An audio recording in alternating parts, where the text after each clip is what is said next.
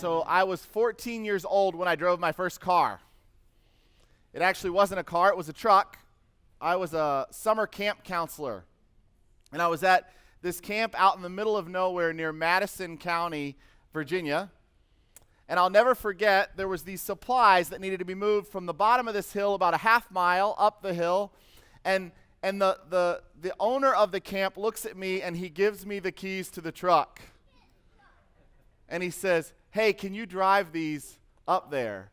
And I looked at him as only any kid that gets every dream they've ever wanted in their lives can look at him and said, "Absolutely." So I go to get in the truck and I'm going to drive the supplies, and 3 other counselors who are about my age hop in the back of the truck. Because that's a really smart thing to do. I mean, you're seeing all of the intelligent activity here.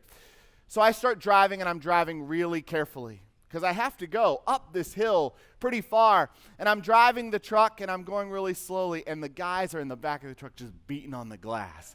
Like, "Come on, faster, faster." So I put it on a little bit. You know that thing when you first learn to drive, and they're shaking a little bit back there. They fall in the back of the truck. Get back up, hit on the glass again. Faster. And I get to going so fast. Mind you, there are campers everywhere all over the camp. I mean, everything about this was so stupid. And I'm driving, and I'm going faster and faster, and we go around this curve, and the truck literally goes up on 2 wheels. One side. It throws the guys in the back all to one side of the truck, and then all of a sudden, everything just comes to a halt. A screeching stop. I was terrified. It was my first reckless driving experience. I was 14 years old, and I did not touch a car or a vehicle for 2 more years. I would not do it. When it was permit time, I was like, I can wait. It's all right. And when I first got in a car with my mom to drive with my permit, I remember anything over about 20 miles an hour felt insane to me. So mom would be like, "Son, you can go the speed limit." And we would drive through town. Driving through town was a terrifying thing to me because I was so afraid I'd hit another car that I would hug the cars on the side of the road, driving 20 miles an hour down the road. What I had done was I had swung the pendulum to the other side. I had gone from this reckless 14-year-old experienced driver to driving and barely wanting to ever get behind the wheel of a car. I had moved from giving everything I had to touching the gas to stopping and pausing. Now, the long story is at some point in time I learned how to drive. Susan may not agree with that, but I think I drive pretty well.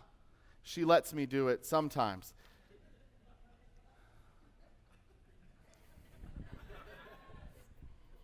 Maybe that wasn't in there. All right, we're starting a new sermon series today.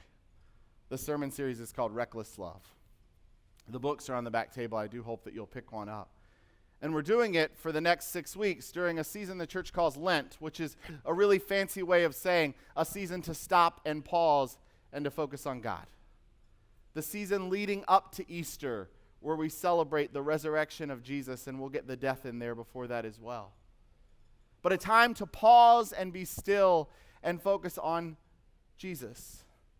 During these 6 weeks, we're also doing a life group study that I mentioned in conjunction with the sermon, in conjunction with this idea called reckless love. Now, we're going to go during this series, I said last week, back to the very basics of what Jesus said. And how do I know what they are about loving God and loving neighbor? I'm going to take you to Mark chapter 12 this morning. In Mark chapter 12, starting at verse 28. It says, one of the teachers of the law came and heard them debating. This is the Pharisees and the other religious leaders, and everybody's debating about all the different things. Noticing that Jesus had given them a good answer, he asked him, and he, being the teacher of the law, said, "Of all the commandments, which is the most important?" "The most important one," answered Jesus, "is this: Hear, O Israel, the Lord our God, the Lord is one. Love the Lord your God with all your heart, with all your soul, with all your mind, with all your strength. The second is this: love your neighbor as yourself. There is no commandment greater than these." "Well said, teacher," the man replied. "You're right in saying that God is one and there is no other but him. To love him with all your heart, with all your understanding, with all your strength, and to love your neighbor as yourself is more important than all burnt offerings and sacrifices." When Jesus saw that he had answered wisely, he said to him, "You are not far from the kingdom of God." And from then on, no one dared ask him any more questions. So I want to paint the picture for you a little bit. A teacher comes to Jesus. This is likely a rabbi, someone who's teaching students, and he comes to Jesus because he respects what Jesus might say. He is not coming, I don't think, to challenge Jesus, because he heard all the debating, and he's coming to say, what's the deal? Because there were over 600 laws that they would have had to teach. Part of me believes that this guy is like, all right, I've got to create a test for my students on the laws, and I'd rather not make it 50 pages, right? I want to make it short. If I ask, what's the one thing? Or perhaps he's trying to take a syllabus and bring it down a little bit because he doesn't have enough weeks to talk about all 600 of them. But he goes to Jesus and he says, I want the one important thing, the most important thing. Friends, the teacher knows the law. He knows what would have been taught. That's what he studied. That's what was so important. But he wants Jesus' take. What's the most important one? And Jesus answers very quickly. You notice there's no pause in the text. It doesn't say, and then Jesus thought about it for a while. It says, Jesus says this, the most important one, answered Jesus, is this: Hear, O Israel, the Lord our God, the Lord is one.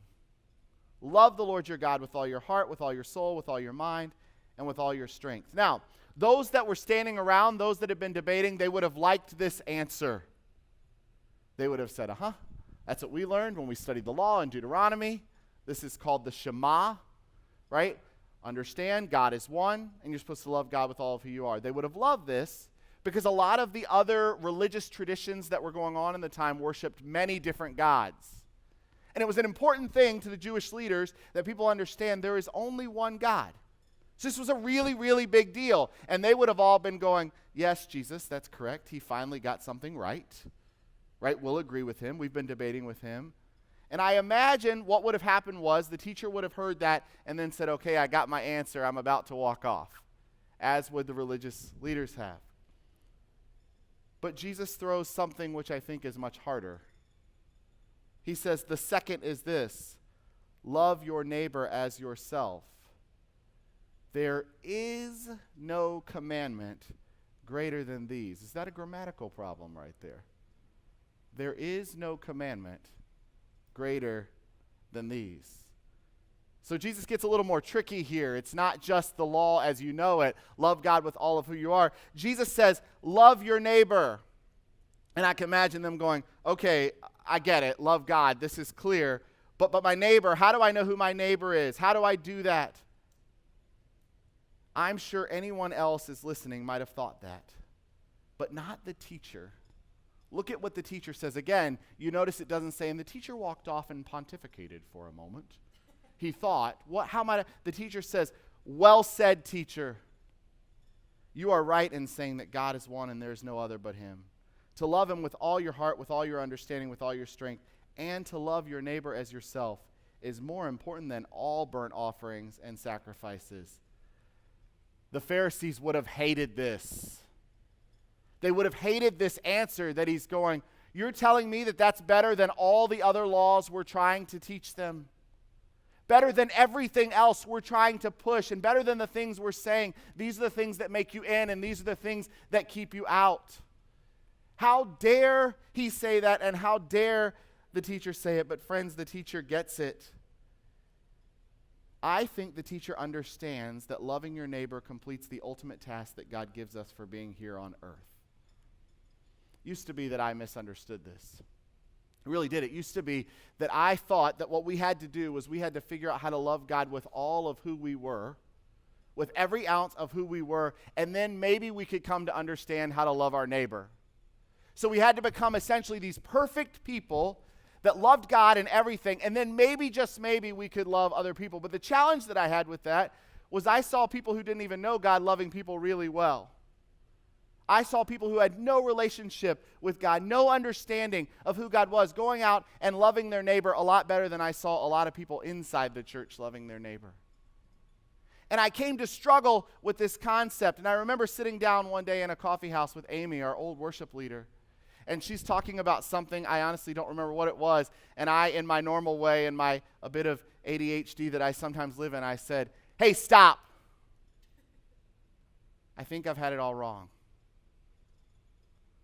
I actually think that sometimes we have to learn to love our neighbor before we can love God with all of who we are. I think that we have to become people who understand love for one another before we can understand love for God. I think that sometimes it takes people loving us before we can have even a desire or a heart to love God. Now, the longer and the deeper that I've gotten into these things, the more I've come to understand that these actually go together. And actually, it wasn't until I read it this morning when the scripture says, there is no commandment greater than these. You notice Jesus just puts them together. He says the first and the second, but then he says there is no commandment greater than these. They live in conjunction with one another. We are encouraged to love God, yes, with all of who we are, but we are also encouraged to love our neighbor as ourselves. So in the beginning of this series, I want to start as simple as Jesus starts. I want to say, begin with love. That's the place where Jesus is. It's the place that he puts so much emphasis. It seems like such a simple thing, but friends, we mess up so often. Why does this happen? I believe the problem is that we actually conceptually like the idea of love, but we don't practically like it. Conceptually, it's a really good thing, right? Love everyone. As a concept, that seems really easy. But when we get down into it, does that include the neighbor across the street who leaves their trash out too long? Does it include your family member who is from a different political party than you are? Does it include your ex-spouse? Does it include the people that actually live right next door to you that you've never met because they look, talk, or act differently than you? I mean, Jesus says, love your neighbor. Conceptually, that's a really good concept, but who was Jesus actually talking about? Surely he wasn't talking about people that we don't connect with, people that we don't like, people who are different from us. I mean, could that be true? Is that even possible? I mean, you hear me say this and you say, Tim, you sound ridiculous. Of course that's who Jesus was talking about. But is that practically what love looks like in our lives? Does love look like going beyond our current circles, places where we're comfortable, and actually stepping out and loving people who are different from us? See, friends, I think that's actually where we have to decide if we believe in love conceptually or practically. If we think about the people we love and they're only people that agree with us, if they're only people that act like us, if they're only people that do the things that we do, if they're only people we like, because you notice Jesus doesn't say you have to like people. If love is only comfortable, it's a conceptual idea. It's not a practical idea. It was last year, almost this time, that I was in Honduras. I was working with some young women at a school called the Leadership Center. It's a graduate program from high school where these young women go in Honduras, and they go to learn English, and they go to learn business skills and just basic life skills. Because in Honduras, women in leadership is not a thing. So these young women are going and they're learning, and most of the classes are taught by international folks who come and teach to the students. The human rights course was taught by a young French teacher, Ariel, who I had never really met. I hadn't had much conversation with her, but I'm about to go for a run one morning, and Ariel comes to me and she says, hey, I'd love for you to teach my human rights class today. And this is at 8 o'clock in the morning. I'm going for this run. And I said, what time is your class? She said, 10. And I said, well, what's it on? Like, I don't have time to prepare. She said, I want you to teach a human rights class on homosexuality. And I was like, you want me to a bunch of Honduran women in a place where homosexuality is outlawed to talk to them about human rights? And she looked at me, honestly, she looked at me like I did when I got the keys to the truck, and she's like, yeah. And I had no time to prepare. I could have not gone on my run, but I said, I'll just wing it, right? That's a really smart thing to do, to lecture for an hour and wing it. You should never wing it, by the way. No. But I showed up to the class, and they're, by the way, they are part of a Christian school. So I started with this greatest commandment. That was the place where I began. And I said, what is the greatest commandment that God gives us? And they, in English, love God with all of who you are and love your neighbor as yourself. And I said, Ariel has asked me today if I will talk about homosexuality, and you could see instantly sort of the chairs back up in the room. What are we going to talk about? And I said, I'm not here to try to convince you of anything today. I promise you of that. That's not my job. My job is simply to talk to you about the greatest commandment and what we do with that as people. And we're going through the talk, and I said, do you believe people are made in the image of God? And they all said yes. So we got through that in the image of God. And then we got to talking about neighbors. And I said, if you had a neighbor who was gay, how would you love them? And they said, one woman, I'll not joke, raised her hand, and she said, I would love them by ignoring them. The best way that I could love them is by staying away from them.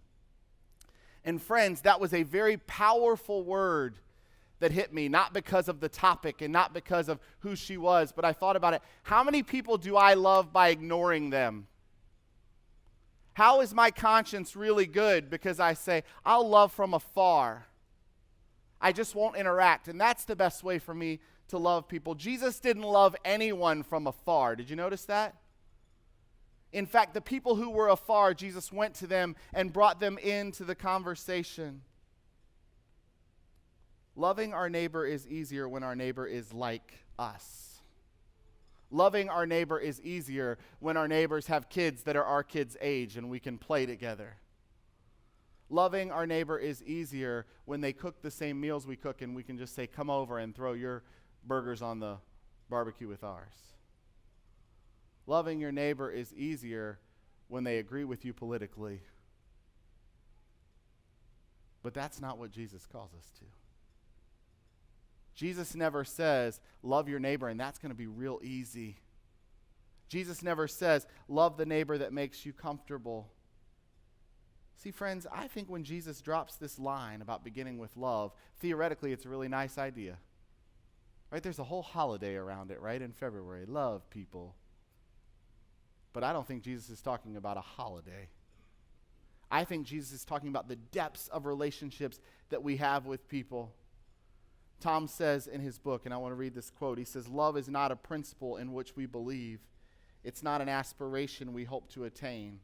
It's an orientation that sets the course of our daily words and actions. Love is the filter through which we interact. Love is the filter of life. Love is the first thing we put on in the morning. And friends, if that is true, it changes absolutely every interaction we have.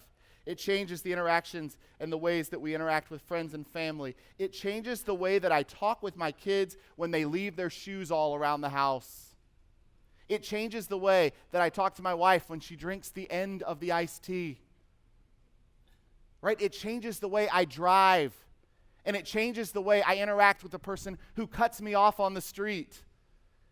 It changes the way that I interact with the coworker that I simply don't like.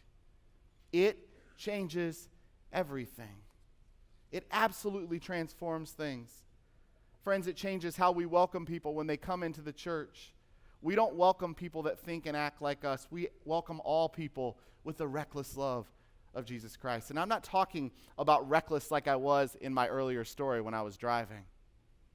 But I actually believe that the way I came to drive 2 years later was more like the way that we actually interact with love in most of our life. We're too cautious. We're too comfortable. We don't want to take it too fast because we're afraid that we might get hurt in loving someone.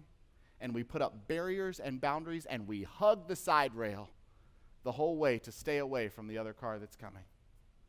We spend a lot of our lives loving away from people.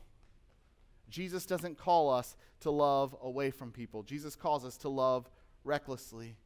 Jesus loved without abandon. He loved all people. He loved people on the fringes, gave them an opportunity for great welcome into that love. Over the next few weeks, we're going to go deeper and deeper into this. Today, I want to encourage us to start with love. On your seats, there's a heart, hopefully. And I want to ask you, if you're willing, over the next 6 weeks, to simply try on this love thing, not conceptually, but practically, I want you to just write your name or your initials on the heart. If you come to receive communion today, or even if you don't, there'll be a basket here in the front and a basket in the back, and eventually, these hearts will be all over these trees up here. And I want to encourage you to actually take it on. Don't just write it on a piece of paper. If you're just going to write it on a piece of paper and not love people over the next 6 weeks, just save the heart. But if you're actually going to step out and love people, if you're actually going to step out beyond yourself, I want to encourage you to write your name or your initials, whatever you're comfortable. Nobody's going to read them and nobody's going to look at them. But write it on there. When the teacher responded back to Jesus, I imagine Jesus just smiled. The teacher didn't run off, but he responded. And the reason that I imagine that is because of the way Jesus answered. Jesus responded with this: "You are not far from the kingdom of God." And friends, that's just a fancy way of saying you get it. You understand it. And you're going to live a life that ushers in this kingdom of God, this concept. Friends, I want to help usher in that world. I imagine that you do as well. So love. Love practically. Love all people. Love intentionally. And love recklessly.